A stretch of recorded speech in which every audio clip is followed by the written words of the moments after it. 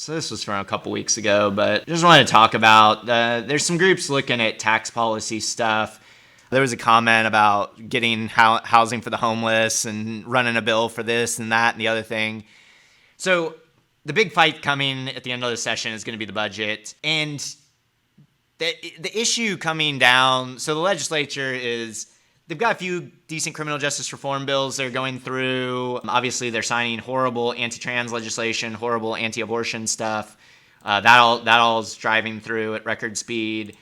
But there are a few like decent criminal justice bills that are positive-ish. So like eliminating certain fines and fees. There's one for expungement reform, a little bit of sentencing reform, reducing youth fines and fees. I mean, to me, they kind of fuck around the margins, which, is whatever, fine, but we could go a lot further, but they're better than nothing. But the big bills that the big fight's going to be on these tax policy bills. And I don't want to like bore people with this because I know it's a lot and I love OK policy, but god dang, this page is so long and so wordy. But the short version of this is that there are bills to like reduce the top income tax rate, which you can see here. The lowest 20% of people will save $4. The highest top 1% will save $2,000. So I mean, tax giveaways to the rich. There's one that'll eliminate the income tax eventually when certain conditions are met, which would be disastrous for the state. There's also one that'll reduce the corporate income tax, or phase it out, I mean. So these have, like, we're real flush with one-time money right now, but like these will have like huge implications down the road and will damage public services, defund critical things like DHS and education and stuff like that. So anyway, they're very technical.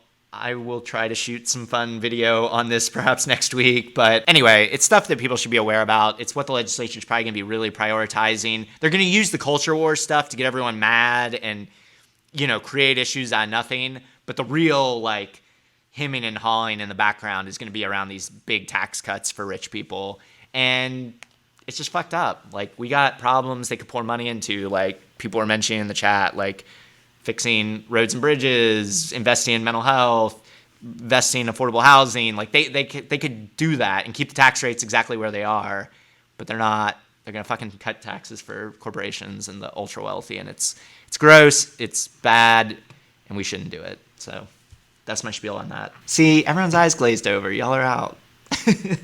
Well, Nick, you start the stream off with some of the most like draining and intense subjects, and you expect us to make it to the end like completely unfazed. Fair. Like this shit is hard. It's hard to know about. It's hard to talk about. And like whenever people who deal like with the repercussions of the shit that people are like saying in the legislature or in, local government, it's just like it's disheartening and it's hard to talk about and it's hard to stay positive about it. But we're trying our best. Also, we're talking about money, right? Like, I hate talking about taxes. Who actually likes to talk about taxes? Only people who know enough about taxes talk about taxes. And the other thing with all this, too, is all I can say is reduce it down to this. They are fucking up my money. And that's the only thing as far as I'm concerned. And this is not a surprise. They've been doing this year after year after year, giving themselves tax breaks and tax cuts and stuff like that. Well, where's that money going to come from? $400 million, man. $400 million. You know I can do with $400 million. Yeah. You can solve all sorts of problems. Like, they're trying to gut public education. They're trying, like, at this point, like, everything, like, they just want to privatize everything. Every single thing. Every single service that you have is going to end up being privatized. And the only reason the government is going to exist at this point is just so that they can use that and funnel that into more of their own corporations, right?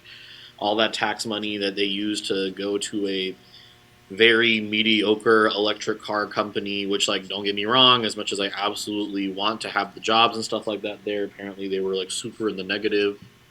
I don't know. I'm not going to say too much about that. Yeah, like like we're talking about corporate tax. Meanwhile, like people in Taz and I's situation, like when our parents were our age, they could buy a house. Like, their student loan debt was already paid off. Meanwhile, we're literally drowning in debt, and we don't even own fucking property. Like, even my car isn't just solely my own property because nobody can afford that shit. Yeah. So. And one could argue, like, these houses are starting to become more expensive because, like, the developers aren't making money, which is, like, not true. But even if that were the case, young people, millennials, we are not buying houses. We are staying more in apartments, using the same shitty cars that we've had for about a decade now. And we're all, like, Venmoing each other the same fucking $20 when one of us is down on our luck or, like, can't, like, make it to our paycheck. So... Yeah, I think just to jump into the numbers really fast. So there's also a bill to remove the sales tax on groceries, which sounds great. But like my argument, and this is the same argument I would have for businesses, is no business is making decisions based on tax rates, and no poor person is poor because they paid, 4% on their groceries. I mean, like, yeah, it's great to get that back, but that's not like why people are suffering. And so you look at like removing the grocery sales tax, like it's a huge fiscal impact, 168 million next year and 300 million the following year. But then you scroll back up and look at reduce the personal income tax rate by 0.25% across all income tax brackets. And mind you, low income people don't pay as much. There's almost as much impact, and that impact goes mostly to wealthy people, but 227 million in 2024. There's almost as much impact on eliminating the income tax to a much smaller group of people than eliminating the grocery tax to all of us, because everybody buys groceries. So I just, like, even the way they're fucking with the tax code is, like, expanding inequality. I hope that made sense. But, like, that 227 million for eliminating the personal income tax or reducing it by 0.25% goes disproportionately to wealthy people. I'm just at the point of just like, are you like, is it with these conservatives that there's only one of two options, that either they know all this shit is going to happen and so they're putting this down to intentionally fuck more people over, or are they just doing this because they think it's great and they're really just that foolish and cognitively dissonant? I mean, I think it's probably a little of both. I mean, I'll be honest, like, there are a lot of people, even smart people, legislators who don't understand basic mathematics. I mean, the thing about the 2.25% tax break, it's like no rich person is, like, going around being like, oh, my God, that's going to be game-changing. It's like it's fucking a couple $1,000s for even somebody that makes a shit ton of money. Like, it's just stupid. Like, it's just gutting state services to then in 4 years be like, well, shit, now we don't have any money for DHS, or, now teachers have to take a pay cut, or, we can't hire more teachers because we're out of money. It's like, it's just stupid. It's just bad policy. That's really all it comes down to. But it is exacerbating income inequality, which is a humongous problem we have in America. So I just want to be able to buy a house. Like, it's literally one of the first goals that I have for, like, establishing my life as an adult. I'm fucking 25, and like I should be able to, like, get a starter home. Like, that's the American dream, or whatever the fuck, owning property or whatever, and it's just damn near impossible. So I'm waiting for the housing market to crash. Let me know when that happens, because I'm ready to go. Articles are saying a bubble's forming, so we'll see. All I'm saying is this, like, I'm going to wait for the market to crash. My parents have been trying to buy a home for nearly a year now. It hasn't been really working out.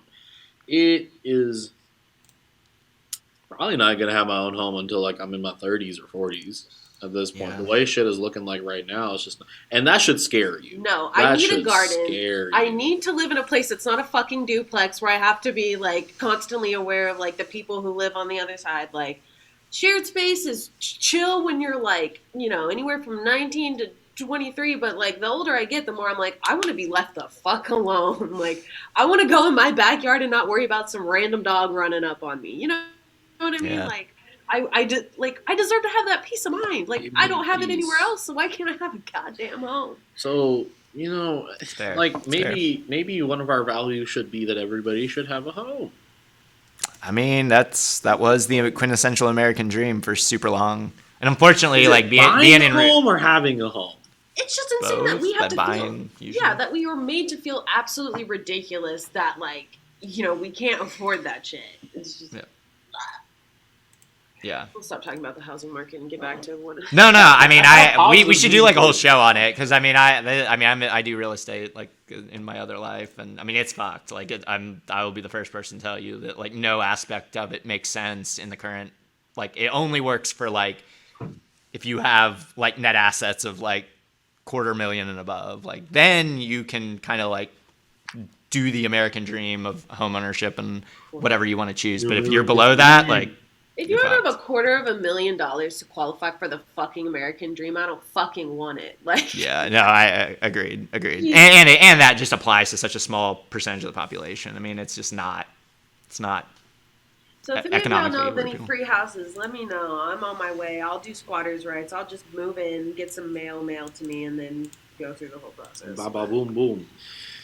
Yeah. So that we should do a show on that because, like, honestly, there's a lot that we could get into there. Okay, I did want to mention this on the tax policy thing, and then, my God, we can move on. I'm sorry. So one of the ways we could do the sales tax relief, though, is instead of just cutting it and blowing a hole in our budget, you could do this sales tax relief credit, which would target it to low-income folks or lower-income folks. I mean, you can set the threshold wherever you want. But anyway, it's kind of a great idea. Would do the thing you want it to do, which is help people who need it out, but it would not, like, stop wealthy people from paying just a reasonable amount of sales tax on their groceries. So be kind of a win-win, but we'll see where we get with that. Thanks for watching our video.